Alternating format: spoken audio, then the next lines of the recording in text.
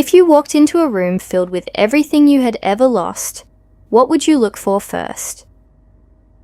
I would choose my older sister. If I could pick one more thing after that, I would definitely choose my childhood, because it held an innocent child and a happy family.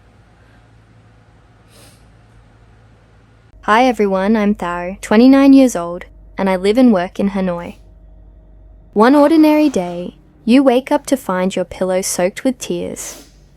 It turns out you had just dreamt of your older sister, someone who left your life nearly a decade ago. Today, I want to share the story of my sister and me with you all. A story that holds one of life's profound lessons about family. My older sister and I are 3 years apart. She is gentle, quiet, and introverted, whereas I am more spirited and extroverted. That 3-year gap was just right, close enough for us to become close friends, yet sufficient for her to possess a natural maturity. Has anyone else experienced a childhood filled with petty squabbles with their siblings, fighting over snacks or comic books, or simply arguing about who got to sleep on the inner or outer side of the bed? We certainly had countless moments like that, but after all, isn't that just part of growing up? Yet as we matured, that age gap became a perfect bridge connecting us. I always had a reliable guide, a sister who was one step ahead of me at every life milestone, from school and fashion choices to those first flutters of romance, while she had a mischievous, sometimes rebellious, younger sister. To me, she embodies a deep, enduring bond and serves as a source of warm encouragement, a peaceful haven I can always return to for comfort and connection. Since I'm sharing a story about my sister and me today, I'm going to make a dish she absolutely loves. Char Gyo, also known as nem ran, Vietnamese fried spring rolls. This is a familiar favorite in Vietnamese family meals, and during Tet celebrations, cherished for its golden, crispy wrapper and flavorful, aromatic filling. Come on, let's go get the ingredients.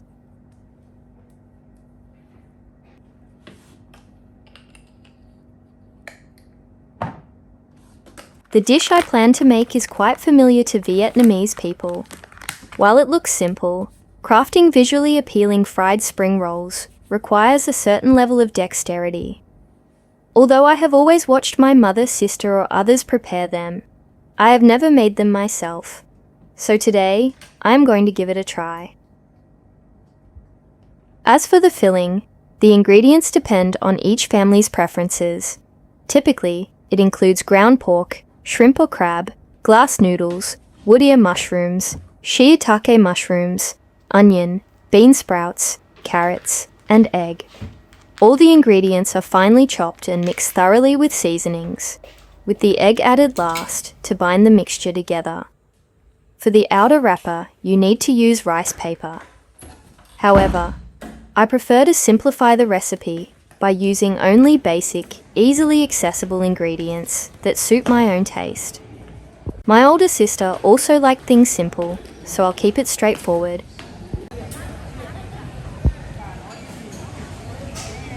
In my neighborhood, many people often gather to sell food, such as meat, fish, and vegetables, to local residents.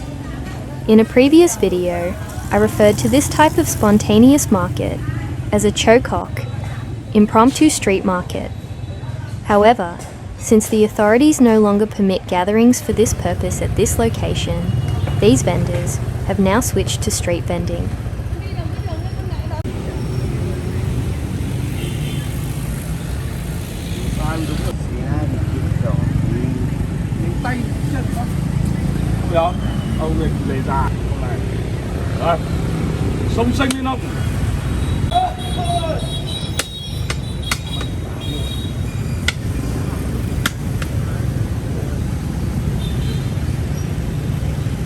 I plan to stop by the supermarket near my home to pick up cooking ingredients and a few other essentials. It is a sensible choice for today. Instead of visiting multiple traditional shops for different items, I can find everything, from fresh food and household goods to daily necessities, all in one place. Another advantage is that prices are clearly displayed on the shelves, allowing me to shop with peace of mind without needing to haggle. Although prices might be slightly higher than at traditional markets, I enjoy the benefit of a cool, comfortable shopping environment, thanks to the pleasant air conditioning. Let's head home. The moment we step out of the supermarket, we're immediately met with the scorching heat of a Hanoi summer. If you visit during the summer, please remember to take care of your health. My home doesn't get much natural light, so whenever we come home, even during the day, we have to turn on the lights. We even need them on when using the kitchen, which is the area that gets the most natural light. I guess it's a trade-off, isn't it? Nothing is ever 100% perfect.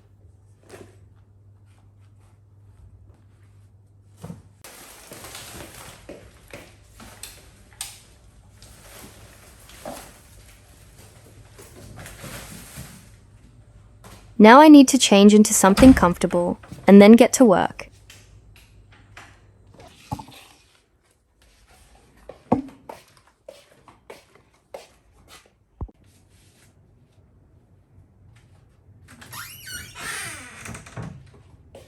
Today, I bought a few simple favorite ingredients to make spring rolls: ground pork, fresh shiitake mushrooms, carrots, and some shallots. I'll finally chop everything, mix it all together, add an egg, and that's it. While I'm preparing the filling, I'll continue the story about my sisters and me. I vividly remember my childhood days when my parents faced financial difficulties while working in Hue and were forced to send my sibling and me back to our hometown to live with our paternal grandmother and uncle, my father's younger brother. They then set off to work far away. That was truly a trying time. Our parents' absence, combined with the feeling of being different from our peers, often left us feeling lonely and bereft. Yet I also understood, to some extent, that they had to work far away for our future and the family, simply to make a living. The longing we felt was surely something they were experiencing as well. Life can be harsh at times, for both adults and children. Whether rich or poor, I believe everyone faces their own unique pressures. And so, day by day, we relied on each other to get by. She was like both a father and a second mother to us, devotedly tending to our every need, from our meals and sleep to our daily routines. Her fairy tales and the cool breeze from her paper fan always brought us comfort, soothing our loneliness whenever we missed our parents. Our uncle also cared deeply for us, perhaps because his older brother had entrusted him with such a significant responsibility. He strove to be a strict guardian, stepping in for our parents to raise us into decent, upstanding individuals. I vividly remember how, whenever he returned from work, I would have to recite the multiplication tables, such as the 2s or 3s, by heart.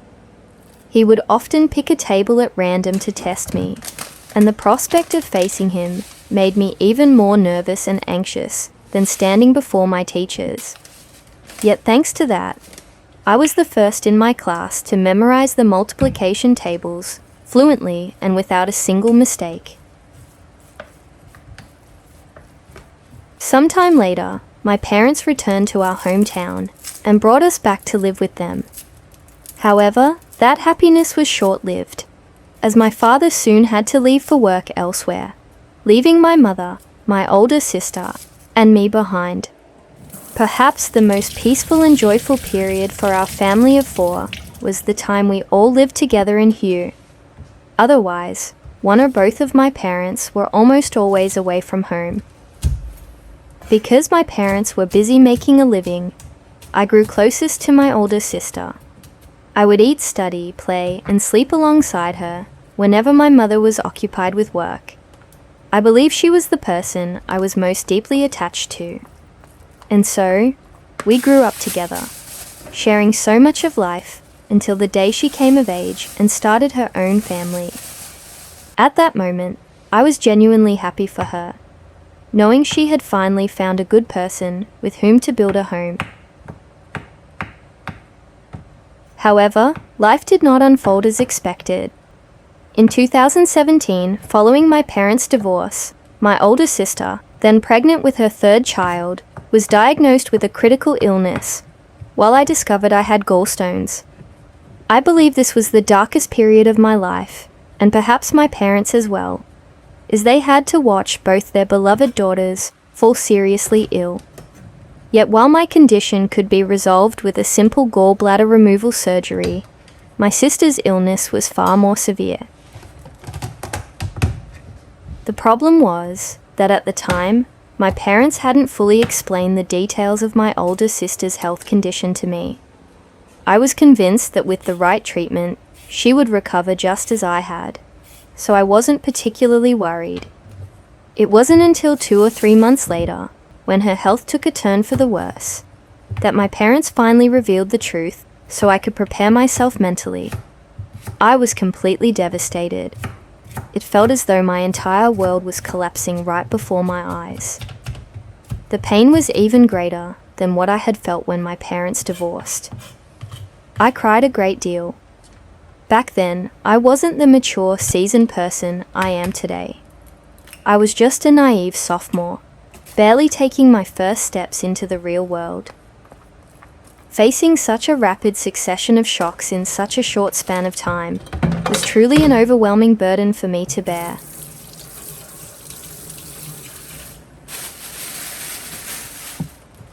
After chatting for a while, I finished preparing the filling and was ready to start rolling the spring rolls.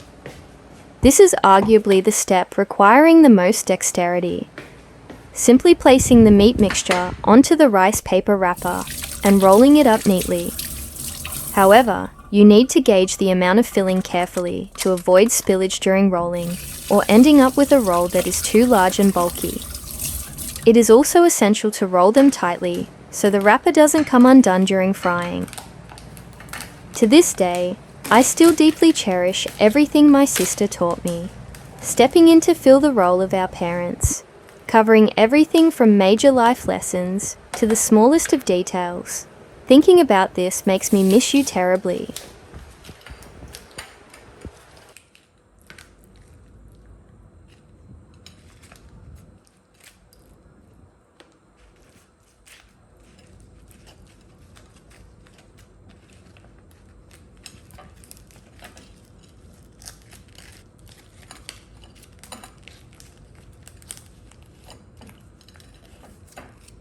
Let me finish the story I started earlier. When my sister fell critically ill, doctors advised both her husband's family and my own that due to the tumor's massive size, the pregnancy had to be terminated to ensure her safety. Everyone agreed with this course of action. After all, if forced to choose between two lives, the priority is naturally to save the mother. Yet my sister felt completely differently. She was adamant about keeping the baby. Although no one supported that decision, the final choice was hers, so everyone had to respect her wishes. At the time, I truly couldn't comprehend why she would make such a choice. Perhaps the rest of us were thinking only of her. Whereas a mother's instinct is always to think of her child, she is truly a wonderful mother.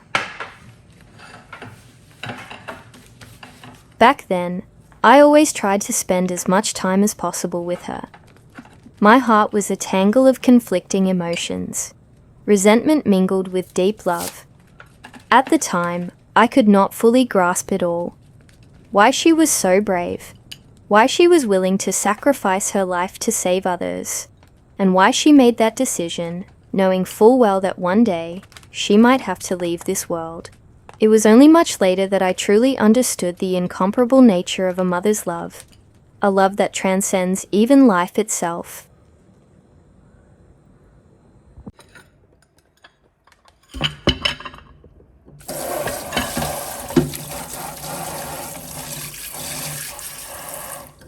I will never forget the time I visited my older sister during a long holiday. She had just undergone surgery for a premature delivery, following a severe decline in her health. Seeing her so gaunt and wasted, reduced to mere skin and bones, I burst into uncontrollable sobs, feeling utterly helpless, as I could neither shoulder her pain nor improve her condition. As I prepared to leave, she gripped my hand tightly and whispered a request for me to promise I would return the following week. My heart constricted. The anguish of that moment was agonizing. It seemed she understood all too well that her time was running out. I tried to reassure her that I would certainly come back and that she would soon recover, urging her to focus on her treatment with peace of mind. But deep down, I knew a tragic end was drawing near for both her and our family. Then on the weekend of the following week, just as I was packing to travel from Hanoi to visit her, my parents called to tell me I had to come home immediately. She had passed away. I couldn't believe my ears. My limbs trembled, and I sobbed uncontrollably. Memories of the years we had shared came flooding back, and I hadn't truly prepared myself for the loss of her, the person I loved most in the world. Heaven is truly cruel. The journey home from Hanoi took about 4 hours. I just wanted the car to go as fast as possible so I could see my younger sister one last time, even though she was no longer breathing. When I arrived at her house, I found the elders and relatives from both families busy preparing for the funeral. I stepped inside, stood beside the coffin, and gazed silently at her for a long time. The grief of losing a loved one is perhaps beyond words. I stood there weeping, trying to imprint that face upon my memory, knowing that tomorrow I would no longer be able to see her in the flesh like this. Glancing back at my parents, I saw my mother sobbing uncontrollably, while my father sat in a daze, silent and tearless, yet likely suffering just as deeply as I was. But when my sister's coffin was moved onto the vehicle for burial, I saw my father cry for the first time in my life. He clung tightly to the coffin and wept like a child, and witnessing that scene made my own sorrow even more profound. After the funeral concluded and the others gradually returned home, only a few close relatives, including my parents and me, remained by her graveside. We stood there in silence. No one said a word. Life had been truly harsh to my family. While the world would eventually forget her existence and that gentle face, we, her family, would never forget. She left us far too young, leaving a void in our hearts that could never be filled. In the aftermath, I wept constantly, day after day, until my eyes were swollen shut. Yet I came to realize that rather than wallowing in the pain of loss, what she would want most is to see me live a happy, resilient life.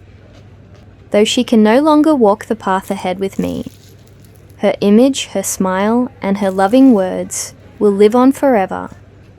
She lived a life that, however brief, was filled with love. I will turn my regrets into motivation and live out the life she left unfinished with a positive spirit, cherishing every moment and loving my family even more deeply. She is simply in a distant, more peaceful place now. And perhaps, like a guardian angel, she is still watching over my family and me.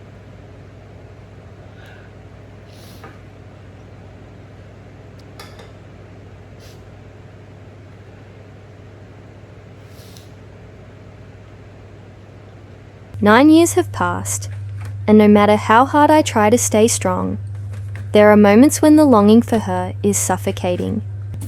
I miss her smile, the playful antics we shared as children, the sacrifices she made for her child, and the sight of her frail figure when she was ill. It all feels as though it happened just yesterday.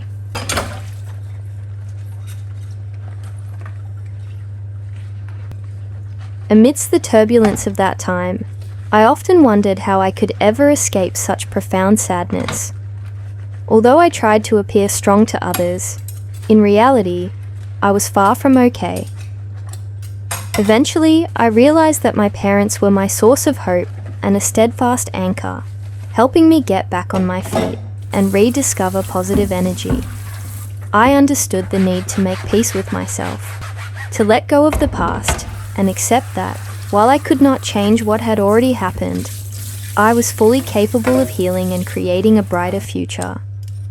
I chose to view past hardships as opportunities to cultivate independence, resilience, and compassion. A radiant future awaits. By cherishing myself, prioritizing my mental well-being, and striving toward personal goals, I am actively building a new sense of peace in my life. Family can be the final straw that causes accumulated wounds to overflow. Yet it is also the very place that teaches us the most profound lessons about maturity. Enduring endless sorrow and fractures within the place that should be a sanctuary often leaves us feeling unsteady and adrift. However, accepting the past does not mean allowing those hurts to dictate our entire future. While no one wishes for family-related heartache, how we choose to face it lies entirely in our own hands.